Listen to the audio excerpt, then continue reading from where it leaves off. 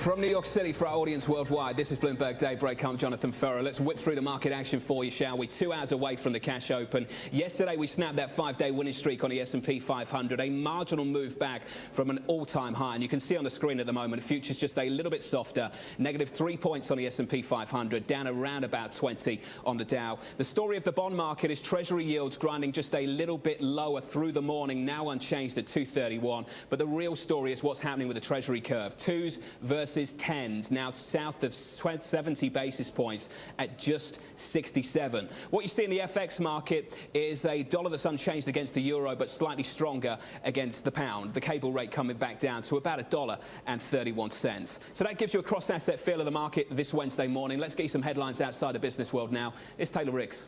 John, President Trump is now in China. He toured Beijing's Forbidden City complex today with President Xi Jinping. Later, the two will have several conversations with topics ranging from North Korea to the U.S.'s massive trade deficit with China. Meanwhile, U.S. and Chinese companies have signed business deals the two sides say are worth $9 billion. In the U.S., Democrats got some election results to cheer about. In Virginia, Democratic Lieutenant Governor Ralph Northam has been elected governor. He beat Republican Ed Gillespie in what was seen as a test of whether Democrats could win in a swing state before next year's congressional elections. Meanwhile, Democrat Phil Murphy was elected governor of New Jersey, and the mayor of New York, Democrat Bill de Blasio, was easily reelected.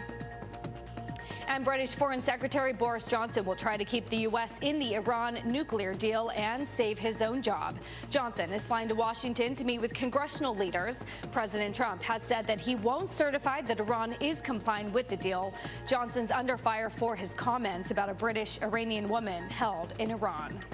Global news 24 hours a day, powered by more than 2,700 journalists and analysts in more than 120 countries. I'm Taylor Riggs. This is Bloomberg. John. Hey, Taylor, thank you. We're going to keep it right on the UK. Prime Minister Theresa May's Brexit strategy is looking to be at risk. Wall Street banks may be losing some patience. UK government editor Eddie Buckle joins us now from London. Eddie, talk to me about Priti Patel. We're going to begin there with Prime Minister May's team.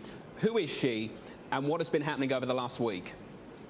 Well, Priti Patel is the International Development Secretary. She's one of the more junior members of the cabinet, but she's been in trouble because she made this visit to Israel in August, ostensibly as a family holiday, but it's then emerged that she had, during that visit, quite a lot of meetings with Israeli government officials and a meeting with Prime Minister Benjamin Netanyahu. And she didn't tell Theresa May about it, and she didn't tell the Foreign Office about it.